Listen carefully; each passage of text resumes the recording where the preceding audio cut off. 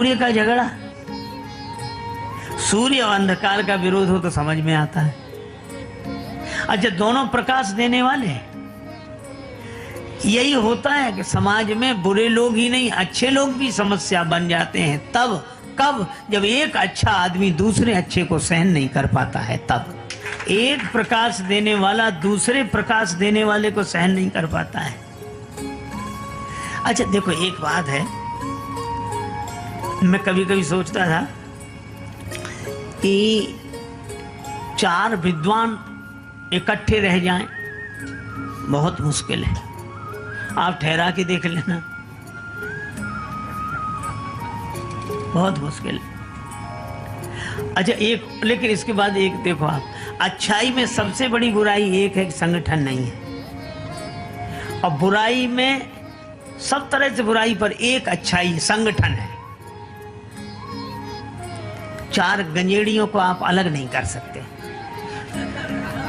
शराबियों को अलग नहीं कर सकते, अफीमचियों को अलग नहीं कर सकते। अच्छा, अलग करने पर ही सारा झगड़ा है, पर चाहे जितना हो लेकिन शाम को फिर इकट्ठे हो जाएं। और वो तो कहते हैं दम भाई सो निज भाई, और भाई घिसेड़ पिसेड़ रह नहीं पाते महाराज, शाम तक ढूंढ ही लेंगे। हम कई बार सोचते थे कि ऐसा क्यों। एक राजा के यहाँ 2 विद्वान आए, राजा ने दोनों का बड़ा स्वागत किया। एक बैठा, दूसरा गया स्नान के लिए। तो राजा ने कहा कि आप तो बड़े विद्वान हैं, ये आपके साथ ये भी तो विद्वान होंगे। बोला काहे का विद्वान, बैल है, 1 से 2 अच्छे इसलिए हम लिए फिरते हैं। राजा बोला अच्छा। तब तक वो आ गए। अब ये गए स्नान को, तो राजा ने उससे पूछा कि आप तो बड़े विद्वान, और ये आपके साथ ये भी तो विद्वान होंगे। बोले काहे का विद्वान, घोड़ा है, 2 अच्छे इसलिए। दोनों आए, चलिए भोजन करें। भोजन के लिए गए, राजा ने एक के सामने भूसा रखा, एक के सामने घास, शुरू करो। दोनों बोले हम लोगों का अपमान है। राजा ने कहा परिचय तो आपसे ही मिला, आप कह रहे थे वो बैल है और आप कह रहे थे वो घोड़ा है, इसलिए ये हम लोगों की हालत है। और शराबियों में इतना प्रेम महाराज, चाहे दिन भर झगड़ा हो जाए शाम को इकट्ठे, बड़ा प्रेम। अच्छा, मैं समझ नहीं पाया कि ऐसा क्यों होता है। तो मुझे एक ही बात लगी कि गंजेड़ी, भंगेड़ी, अफीमची, शराबी, इनको लोग गाली देते हैं, अपमान करते हैं, और विद्वानों का सम्मान करते हैं, है ना, प्रणाम करते हैं, आरती उतारते, पूजा करते हैं, विद्वान है। और जो नशे वाले हैं इनका विरोध करते हैं, गाली देते हैं। और ये स्वाभाविक नियम है। सम्मान आदमी अकेले पाना चाहता है और अपमान मिलकर भोगना चाहता है। अपमान हो ये भी साथ थे, ये भी साथ थे, ये भी साथ थे, यानी अपमान में हम सब शामिल हैं और सम्मान में हम अकेले। यही हम लोगों की सबसे बड़ी विडंबना है। परशुराम जी सोचते हैं कि हमारे रहते ये दूसरा कौन आ गया, ये दूसरा कौन आ गया। राम जी ने कहा कि आपका तो वैसे ही बड़ा नाम है, परुष सहित बड़ा नाम तुम्हारा, और राम मात्र लघु नाम हमारा। महाराज हम आपको हाथ जोड़ते हैं, प्रणाम करते हैं। परशुराम जी बोले समझ गया, तू भी बहुत डरता है और डर कर बात कर रहा है, बड़े भाई की चतुरता की तरह। राम जी ने कहा कालव डरहि नंदन रघुवंशी, लेकिन आप ब्राह्मण हैं, हमारी यह मर्यादा है, हम ब्राह्मण का सम्मान करते हैं। परशुराम जी बोले मेरा क्रोध शांत नहीं होगा जब तक फरसा न चले। राम जी ने सिर झुका दिया, तो चलाओ फरसा, कर कुठार आगे यह शीशा। अब फरसा ही न चले। अच्छा, फरसा तो तब चले जब हाथ चले।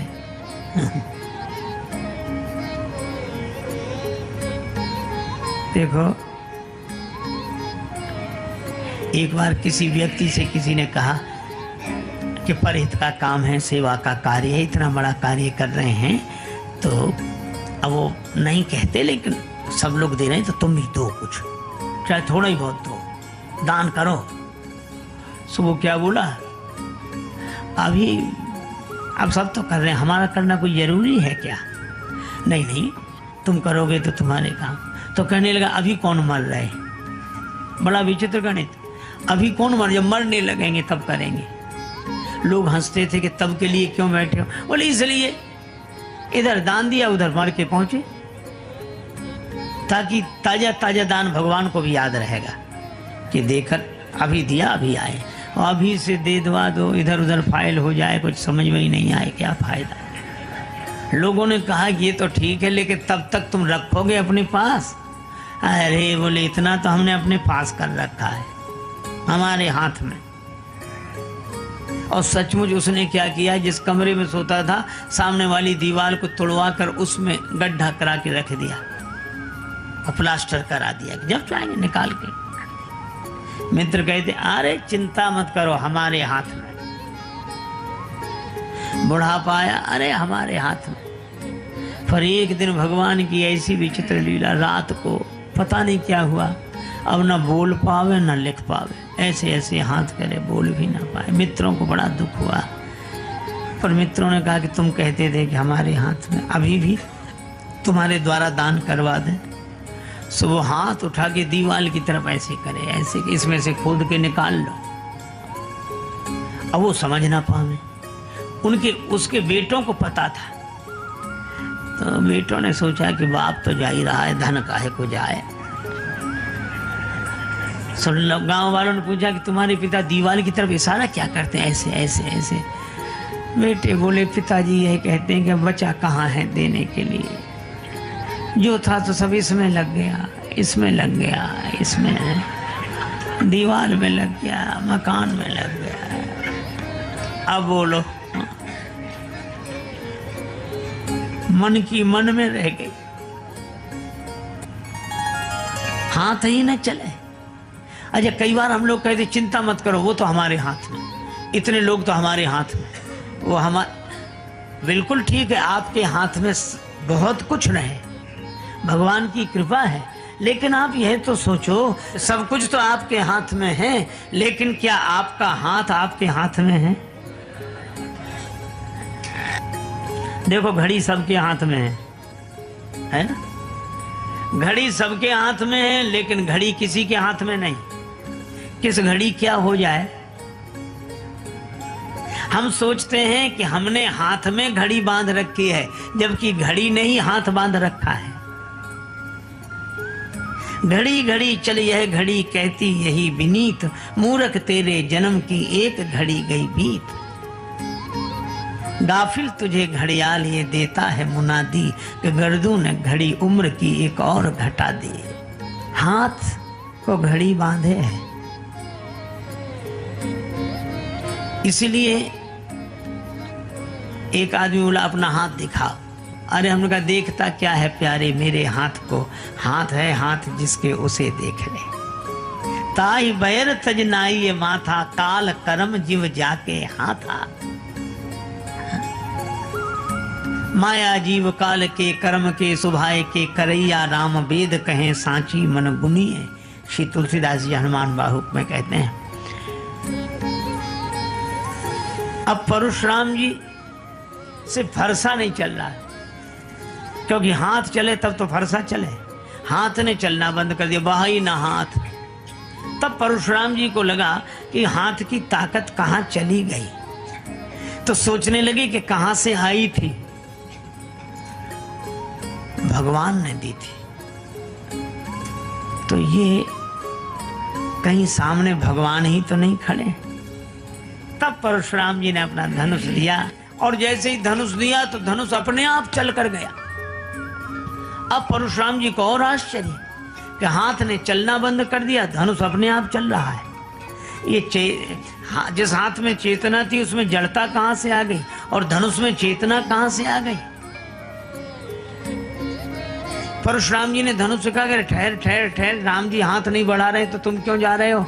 धनुष ने कहा कि राम जी को मेरी जरूरत नहीं है, मुझे राम जी की जरूरत है, इसलिए जा रहा हूं। अरे वो तो ठीक है, लेकिन थोड़ी अकड़ तो रखनी चाहिए। धनुष बोला ना बाबा, एक धनुष ने अकड़ दिखाई तो दो टुकड़े हुए पड़े हैं, हम भी अकड़ दिखा के टुकड़े कराएं। लक्ष्मण जी बोले पर सुनो सुनो सुनो सुनो, ये परशुराम जी कह रहे हैं सो ठीक, पर मेरी मानिए तो कछु विनती सुनाऊं नाथ। आप मुनिराज के समीप हो, सिधारे ना क्यों? चाप गुरु को चढ़े हो तो चेला जी पधारे, और चाप चेला को चढ़े तो कहूँ गुरु जी पधारे ना। राम जी ने कहा सो तो ठीक है, आने दो, धनुष आया। अब परशुराम जी बोले, परशुराम मन विस्मय भयउ कि ये कैसे परिवर्तन हुआ। तब बड़ी सुंदर बात श्री लक्ष्मण जी ने कही कि परशुराम जी महाराज आगे देख लो ये कौन खड़े हैं। कहा कौन? कहा कि जो चेतन का जड़ करई जड़ ही करई चैतन्य, अस समर्थ रघुनायक कहीं भजे ही जीवते धन्य। ये चैतन्य को जड़, जड़ को चैतन्य बना देने की शक्ति रखने वाले सर्वशक्तिमान परमात्मा है श्री राम। लेकिन आपके आगे हाथ इसलिए जोड़ रहे हैं क्योंकि यह लोक मर्यादा की स्थापना के लिए आए हैं। लोक मर्यादा का आदर करते हुए यह अपने जीवन की लीला प्रस्तुत कर रहे हैं। तब परशुराम जी प्रभाव जान गए और राम जी ने कहा कि अब इस धनुष पर ये बाण तो चढ़ा, इसका लक्ष्य। परशुराम जी ने कहा कि राम जी, एक तो मेरी जो गति है मन के समान उसे सुरक्षित रहने दीजिए, इस बाण से मेरे पुण्य नष्ट कर दीजिए। पुण्य? लक्ष्मण जी ने कहा पाप क्यों नहीं नष्ट कराते हो? परशुराम जी बोले पाप तो राम जी के दर्शन से ही नष्ट हो गए, अब पुण्य ही बचे हैं। इन पुण्यों का अभिमान मेरे जीवन में न रहे। और तब भगवान वैसे ही करते हैं। एक आदमी बोला माँ बाप दोनों बराबर, उसमें क्या है? अरे हमने कहा ये शब्द ही अंतर बताते हैं। जब हम लोग बोलते हैं माँ तो मुंह खुल जाता है माँ, और जब बोलते हैं बाप तो बंद हो जाता है। सीधी सी बात है, जिसके आगे बालक का मुंह खुल जाए वह माँ है, और जैसे देखते ही बेटे का मुंह बंद हो जाए वो बाप है। एक बार एक मरीज वैद्य के पास गया। वैद्य जी कल से परेशान है, पेट में दर्द है, आंखों में जलन है। वैद्य जी ने 2 पुड़िया बना कर दी। ये चूरन है, गर्म पानी से ले लेना, पेट ठीक हो जाएगा। और इसमें ये अंजन है, इसको आंख में लगाना। ठीक है, लेकर तो गया। पुड़िया भी सही थी, वैद्य जी भी सही थे। घर जाकर पुड़िया बदल गई। अब अंजन को तो चूरन समझ के खा गया, और चूरन को अंजन समझ के आंख में लगाया। बड़ा दुखी हुआ। पर इसे दुख किसने दिया? दवा ने दिया या वैद्य ने दिया? अरे इसकी बेवकूफी ने दिया, ना समझी ने दिया। एक आदमी बड़ा हैरान था, बड़ा परेशान, कोई खो गया, कोई खो गया। किसी ने कहा क्या हुआ? कौन खो गया? मेरी पत्नी खो गई है, मिल नहीं रही। पत्नी खो गई? हाँ। तो नाम पता बताओ तो हम भी तुम्हारी सहायता करें, तुम्हारी पत्नी को खोज निकालें। नाम क्या है? बोला हमारा नाम बेवकूफ है। बेवकूफ? हाँ। और तुम्हारी पत्नी का क्या नाम है? तो बोला फजीहत। तो वो आदमी बोला छानते फिजूल यार आसमां जमी, छानते फिजूल यार आसमां जमी, और बेवकूफ अगर हो तो फजीहतों की क्या कमी? जा वहां फजीहत। तो उस आदमी की मूर्खता ने दुख किया दिया। न वैद्य ने दिया, न दवा ने दिया, दवा बदल दी। और अगर यह देखा जाए तो ये कहानी हमारी है, किसी और की नहीं। भगवान का भी दोष नहीं है। काल ही कर्म ही ईश्वर ही मिथ्या दोष लगाए।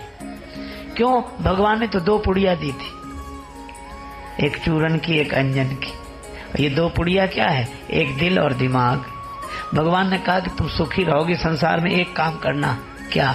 दिमाग लगाना दुनिया में और दिल लगाना हम में। अब हमने पुड़िया बदल दी, दिमाग लगाए हैं भगवान में और दिल लगाए हैं दुनिया में।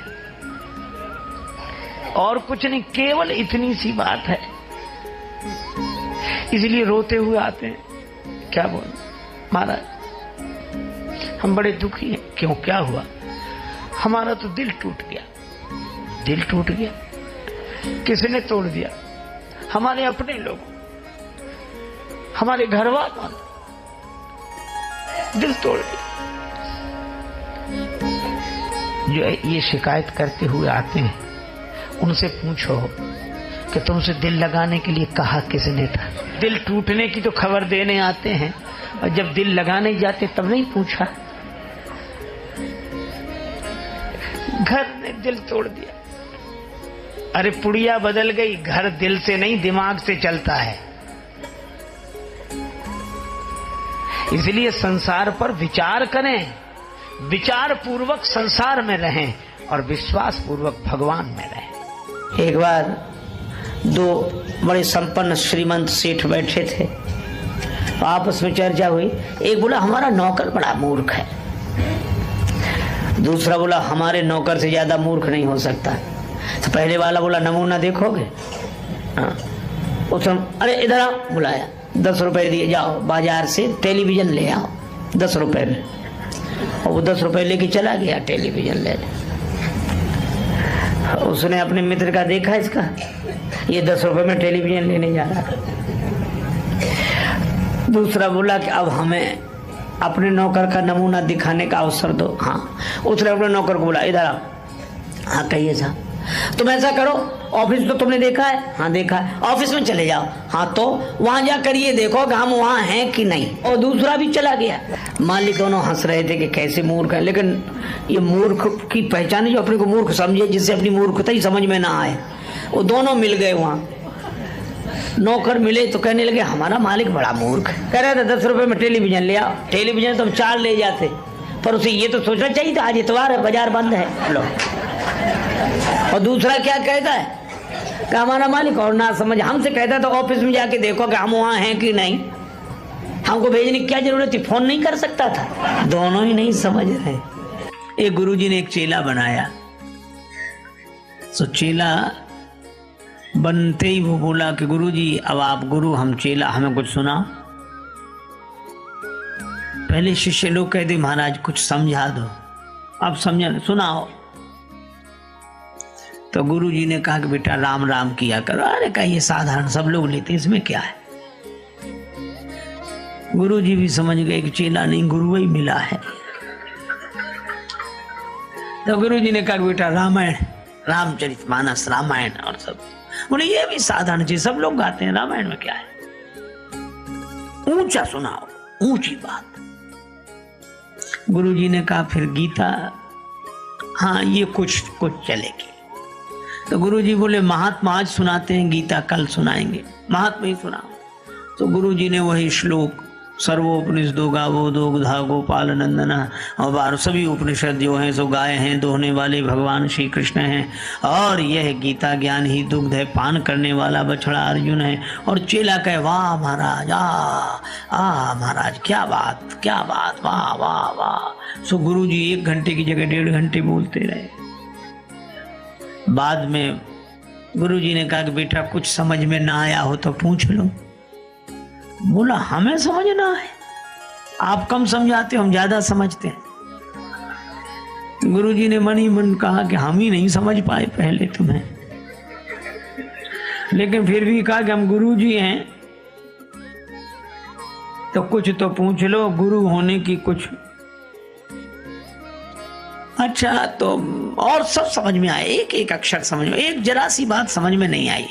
गुरुजी बोले वो क्या? बोले आप बार बार कहते थे दोग्धा गोपाल नंदना, तो ये 2 गधा कौन थे बोलो। सो गुरुजी ने माथा पीटा। चेला बोला बताया नहीं 2 गधा कौन थे? गुरुजी बोले एक हम और दूसरे तुम। अरे जितने आर्ष ग्रंथ हैं उसमें पत्नी का स्थान क्या है? देखो अपने से बड़े का हम आदर करते हैं, अपने से छोटे पर दया का करुणा का भाव रखते हैं, और अपने समवयस्क से हम स्नेह का भाव रखते हैं।